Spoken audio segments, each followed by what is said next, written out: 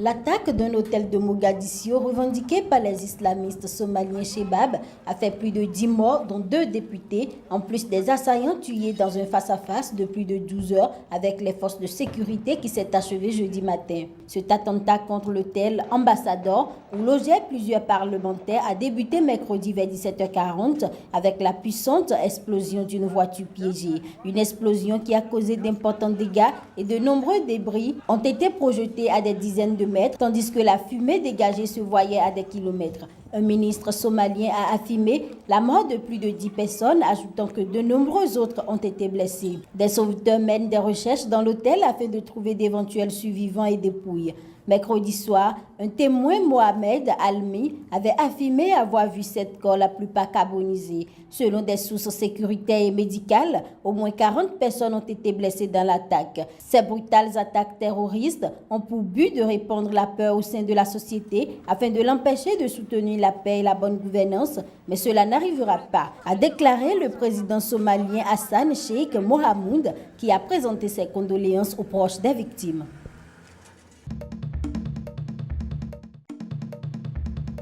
Le chef de la MINUSMA a rappelé jeudi l'importance de mettre rapidement en place l'accord de paix intermalien afin de mettre un terme à la recrudescence de la violence après un double attentat de mardi soir à Gao qui a fait 4 morts, dont un casque bleu chinois et 3 civils travaillant pour l'ONU au Mali. Le constat est qu'aujourd'hui, il y a une montée en puissance de ces terroristes. Et comme vous le dites si bien, nous constatons qu'ils descendent de plus en plus vers le sud.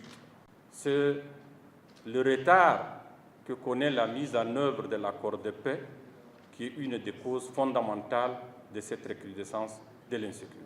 Ça, il ne faudrait pas qu'on se le cache. Le casque bleu tué et les 3 grièvement blessés seraient tous des Chinois, selon une source militaire africaine à la MINUSMA. La mission onusienne a indiqué que les 3 civils tués sont 2 agents maliens privés de sécurité qui gardaient les locaux de l'UNMAS et un expert international. En outre, selon l'ONU, plus d'une dizaine des membres du personnel de la MINUSMA, dont des civils, ont aussi été légèrement blessés dans l'assaut contre le camp de la mission. Le racket des policiers dans le monde et particulièrement dans les pays africains est un secret de polichinelle. Mais cette fois, celui qui en parle est un commissaire de police. Il a confessé publiquement à la prise de commandement du nouveau directeur général de la police nationale du Bénin. Quand les unités de police et de gendarmerie tournent sur fond de rançonnement, ne demandez pas de résultats lorsque les barrières sources d'approvisionnement en carburant des rares véhicules dont disposent certaines de ces unités sont levées. Au fait, nos concitoyens, les Béninois, contribuent doublement à la production de la sécurité parce qu'ils paient les impôts, mais après, il faut que les policiers les rançonnent pour pouvoir alimenter les véhicules. Ça, je vous le dis, et si vous allez même dans les brigades de gendarmerie, on ne vous dira pas le contraire. Pour le secrétaire général du Sinapolis, le gouvernement Talon est un parti responsable de l'insécurité grandissante. Et il s'en explique. La levée des barrages est une mauvaise chose. Je l'ai dit, on a levé les barrières sans dire qu'est-ce qu'on doit faire.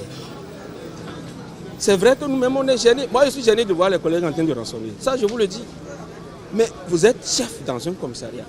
Un usager vient, il vous dit, j'ai problème. On est en train de me faire ci, on m'a arraché le sac, il y a quelque chose ici. Vous allez rester bras croisés? Vous allez dire, il n'y a pas de carburant?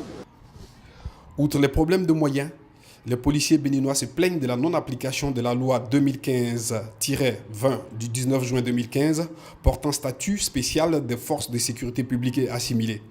Le texte voté par le Parlement et qui devait consacrer la révalorisation du salaire des policiers n'est plus à l'ordre du jour. Retrait ou simple suspension, le directeur général de la police sortant, le contrôleur général Athiou Didier et le secrétaire général par intérim du Sinapolis se contredisent. C'est dans cette situation que le contrôleur général Moukaïla Idrissou prend ses fonctions de nouveau directeur général de la police nationale béninoise.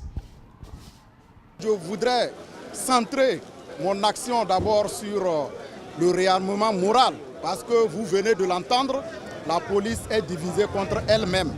Et si je n'arrive pas à recréer l'ambiance, vous voyez vraiment que On peut tout faire, on peut mettre tous les moyens.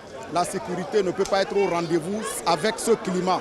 Signe ou simple coïncidence, la prise de commandement du nouveau directeur général de la police s'est déroulée sous une pluie torrentielle, poussant le ministre de l'Intérieur à quitter la cérémonie devant l'entrée principale de l'école de police. La pluie n'est certes pas un obstacle pour un soldat, mais elle a peut-être donné au nouveau patron de la police une idée de l'immense tâche qui l'attend. D'autant que les attentes des Béninois en matière de sécurité sont nombreuses. En moins d'un mois, Cotonou, la capitale du pays, a connu plusieurs braquages. Une situation à laquelle le nouveau patron de la police entend s'attaquer de toute urgence.